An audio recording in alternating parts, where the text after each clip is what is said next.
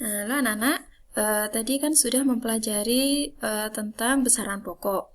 Nah, sekarang kita akan mempelajari tentang alat ukur dari besaran pokok tadi. Nah, kalau tadi mengingatkan kembali besaran pokok ada 7. Yang pertama yaitu panjang, kemudian massa, kemudian yang ketiga waktu, kemudian ada kuat arus, kemudian jumlah zat, intensitas cahaya, dan juga suhu. Nah, di sini kita akan mempelajari alat ukur yang digunakan dalam mengukur besaran pokok. Yang pertama adalah besaran pokok panjang. Alat ukur yang bisa digunakan untuk mengukur panjang yaitu yang pertama ada penggaris. Nah, ini ya. Penggaris memiliki ketelitian 0,1 cm atau 1 mm. Maksudnya ketelitian di sini adalah angka yang paling kecil yang bisa diukur. Kemudian yang kedua ada jangka sorong. Jangka sorong ini biasanya digunakan untuk mengukur benda-benda yang bentuknya lingkaran. Contohnya, mengukur diameternya uang logam. Nah, itu menggunakan jangka sorong. Diameter itu berarti ombone, ya. Ombone. Kemudian bisa juga mengukur diameternya gelas. Nah, itu bisa menggunakan jangka sorong. Kemudian yang ketiga yaitu mikrometer sekrup. Mikrometer sekrup digunakan untuk mengukur benda yang bentuknya tipis. Contohnya tebal kertas. Nah, jadi kertas itu kan sangat tipis ya. Nah, itu untuk mengukur tebalnya berapa menggunakan mikrometer sekrup.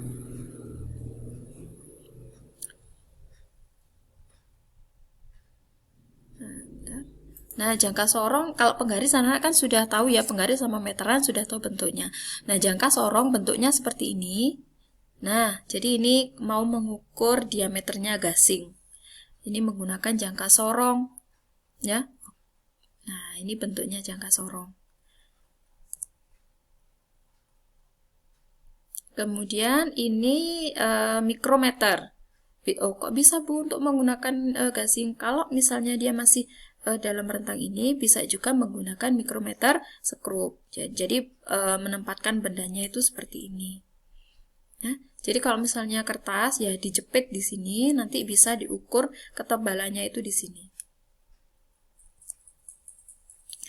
Nah, kemudian yang kedua, besaran pokok yang kedua yaitu massa. Nah, massa benda ngukurnya menggunakan apa, Nana? Ya, menggunakan timbangan atau neraca. Nah, jadi kalau misalnya seperti ini, benda merah P diukur menggunakan timbangan. Oh, ternyata menggunakan anak timbangan ada 1000 gram, 100 gram, dan juga 50 gram. Berarti massa dari benda P di sini adalah 1150 gram. Nah, ini contoh neraca yang lain. Nah, kemudian kalau ini yang bisa dilihat, ini contohnya adalah astronot. Nah, jadi ada bedanya antara massa dengan berat. Ya, ini astronot ketika berada di bumi. Misalnya massa astronotnya adalah 120 kg. Weight ini adalah bendanya ketika di bumi itu adalah 1200 Newton karena dipengaruhi oleh gravitasi. Gravitasi punyanya bumi. Kemudian orang yang sama ini, astronot yang sama ini, pergilah dia ke bulan. Nah, di bulan, dia massanya kan tetap, yaitu 120 kg. Tapi beratnya di bulan hanya 200 Newton. Kenapa? Karena gravitasi di bulan ini lebih kecil. Ya, jadi karena gravitasi di bulan lebih kecil, sehingga beratnya juga lebih kecil. Kalau massanya tetap, yaitu 120 kg. Kalau massa satuannya kilogram, kalau berat satuannya adalah Newton. Nah, jadi sudah tahu bedanya ya, bahwa massa itu tidak sama dengan berat. Nah, ini adalah beberapa contoh alat untuk mengukur massa. Ya, jadi macam-macam neraca. Kalau yang seperti ini namanya adalah neraca pegas. Nah, ini sudah sering dijumpai ya. Nah, kalau yang ini apa? Ini namanya stopwatch. Stopwatch digunakan untuk mengukur besaran apa, Nana? Iya, besaran waktu. Bu, kalau pakai jam bisa. Ya, jadi alat untuk mengukur waktu yaitu jam atau arloji dan stopwatch. Nah, itu tadi contoh dari 3 contoh alat ukur untuk besaran pokok, ada massa, kemudian panjang, dan juga waktu. Nah, kalau ini apa, Nana? Ini ada kijang yang sedang berlari.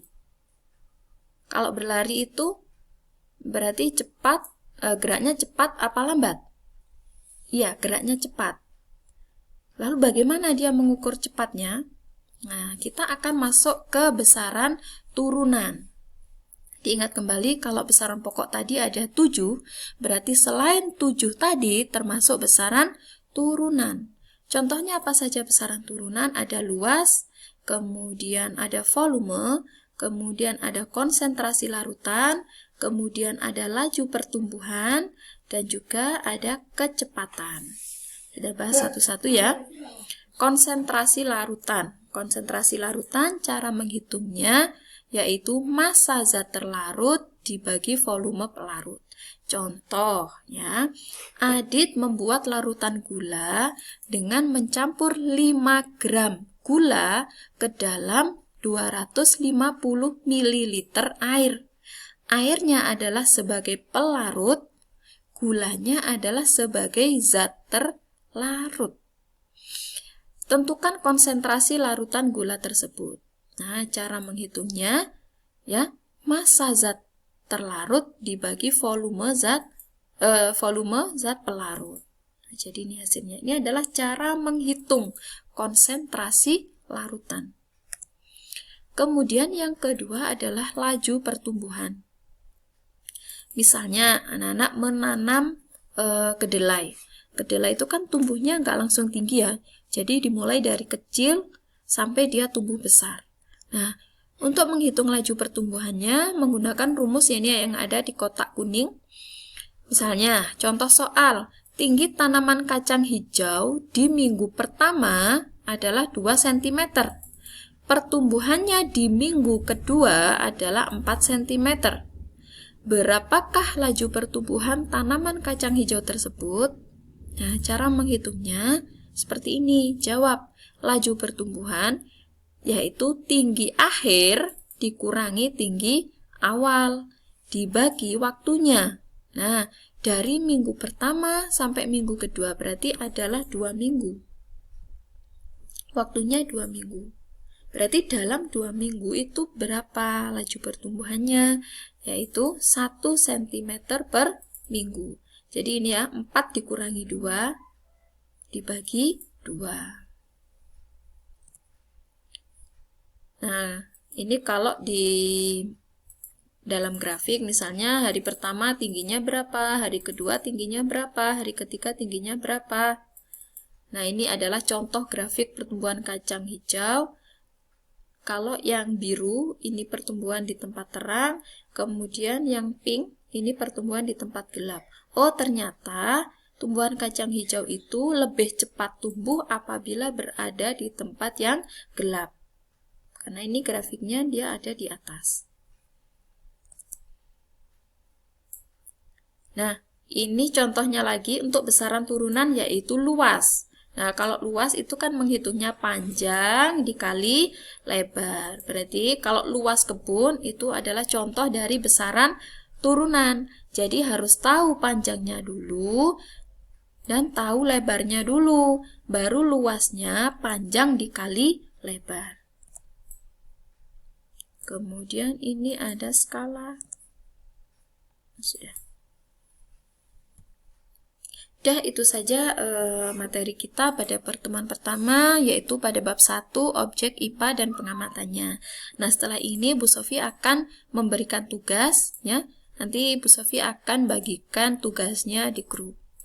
Sekian dulu materi hari ini. Terima kasih, selamat belajar, dan selamat mengerjakan tugas. Assalamualaikum warahmatullahi wabarakatuh.